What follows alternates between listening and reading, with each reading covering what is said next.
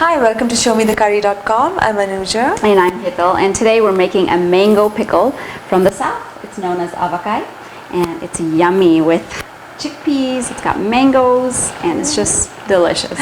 So we have raw green mangoes. It's very important to get those, and we've got two medium-sized ones, and they're approximately a pound each. So good size. And we've washed it and we've dried that. And now we're just going to cut it. Now I've got a sharp knife, a cleaver over here, and I'm going to just chop off the end and just cut right through it. So it can be a little noisy and it can look a little dangerous, but just be careful.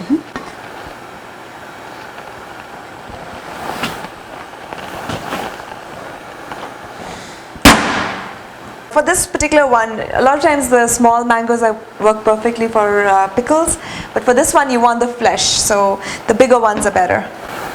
And if you notice, we are going to use the peel, so no need to peel.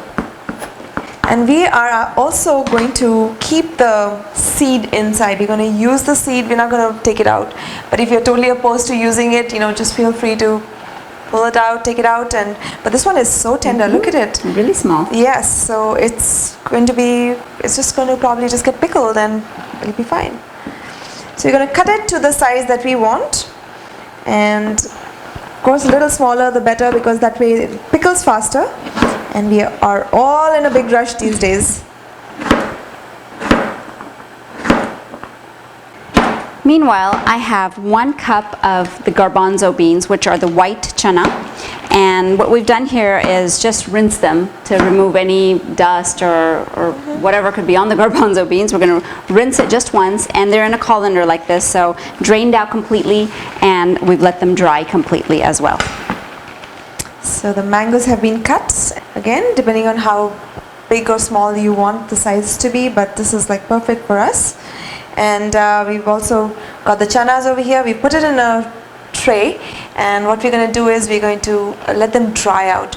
So we're going to put them outside in the sun, and we're going to just cover it with a very light cotton cloth, just so that dust doesn't fall on it and insects don't get into it, and so that it just kind of dries out. You want all the moisture, the water and the moisture, to go away before we start the pickling process. Now, this is not a quick pickle. It does take an extended period of time to make, and the benefit of that is that it lasts you a long time. This is not one of those that you're going to have to finish within a week or two. It can sit in your refrigerator, or it can sit on your pantry for months and months, and you can enjoy it for quite a while. So it's worth the time. So out it goes into the sunlight, and we'll see you with this tomorrow. So 20 saal baad. One of those bad horror Hindi movies. 20 saal baad. No, actually just one day later. So our mango pieces have been sitting out all night, and look at them. They've dehydrated somewhat, and you can see that a lot of the moisture that was usually that you see on freshly cut fruit and vegetables and all that is completely gone. And the chana also, since we washed them, they have also sat here with the mango pieces, and they are dry. So everything is completely dry right now. Okay, and over here we have a bowl. Now this is the bowl we're going to be keeping the pickles in, and we're going to keep it out in the sun for a while, for quite a few days. So just use a bowl that works for you, and you can, you don't have to keep transferring here and there. 1/4 teaspoon turmeric powder, 1/4 teaspoon asafoetida or hing, 1 tablespoon mustard seeds powder. We just powdered it at home. 1/4 cup coriander powder or dhania powder. Again, we did this at home because it has a fresh flavor, and for this pickle you really want that freshness.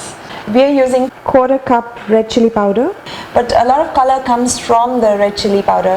So if you don't want it very spicy, you can use the Kashmiri mirch or or paprika or cayenne pepper, just to tone down the spice.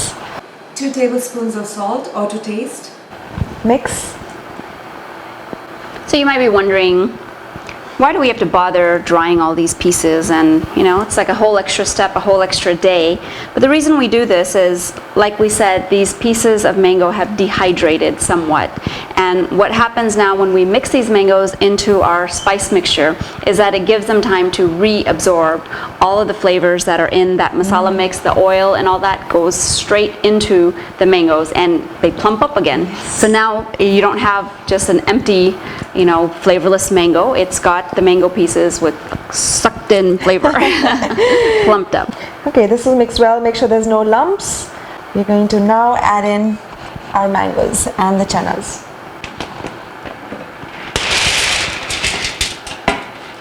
And mix. Okay.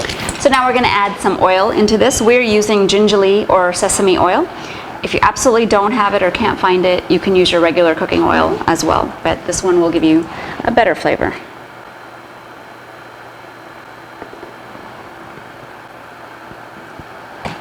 Okay, ready for more oil? So while this pickle is actually pickling, you want to use a bowl that's a little more shallow and has some depth, and that will prevent you from using way too much oil, because the flatter your bowl is, the more oil it's going to take to get everything to kind of sit inside.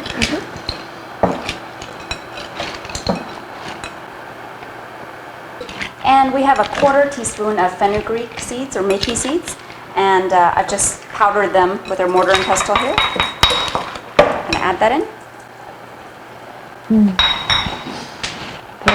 The aromas that go into making pickle, and half the mango being eaten while the while the pickle hasn't even started sitting in the sun. Amazing. But I think this looks good. We are going to now cover it and keep it out in the sun, and don't forget to bring it in and keep stirring it every day. So I think it'll take about, if we had only the mangoes, it would have taken about 10 days, 7 to 10 days. But since we have the chanas and they tend to take a little longer, I think it'll be about 15 days. So of course this is an extended process. So we'll really see you be salbad. Bislimbad. So it's been exactly 3 weeks, 21 days, and we're back to check on the status of our pickle. And if you can see, the oil is floating to the top. Now there's a couple of additions that we did, we felt it needed. Because we have so much chanas in there and the oil is getting soaked up a lot more. And we've added 1 additional tablespoon of red chili powder, 1 additional tablespoon of Kashmiri chili powder, because we wanted the color but not the spice. Right. And I added a 1/4 cup more of the oil. And this we did about halfway through the process. So here's what it looks like, and it's looking very good. You want to try it? Okay. Yeah. The mango is like perfectly pickled. So if you did only the mangoes, your pickle was ready in about 10 to 14 days. You know, you can taste it and it's ready. Right. But the chanas take a little longer. But it's been out for a while, and unfortunately the sun has not been cooperating with us. So we're going to now just transfer it into a bottle. This is so yummy smelling. Oh my gosh. You know, also a lot of times, like if your mango is not sour, you know, you might need to adjust it a little bit over here and there, but I think It's sour, it's yummy. Yes. Oh my gosh, it's so good.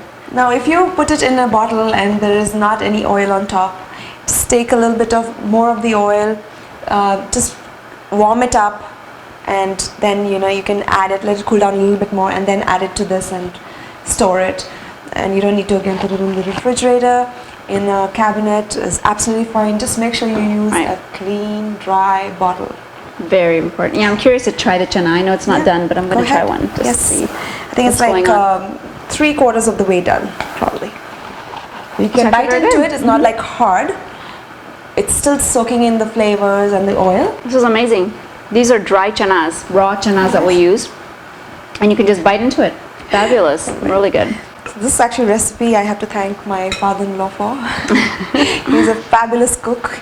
I call him a living room cook because he sits in the living room and he cooks in the kitchen. No offense, you know, at all. He's fabulous. He can sit there and tell me when my sambar is done, and then when I need to take it off the stove. But this recipe is thanks to him, and we just love it. And we told him that, you know, we're going to do it, and he said, well, if it comes out good, You can thank me, otherwise it's your recipe. Good luck. It's come out good. I can honestly say that. It's awesome. So enjoy your Aavakai and join us again on another episode of ShowMeTheCurry.com. Adding a pinch of spice to your life.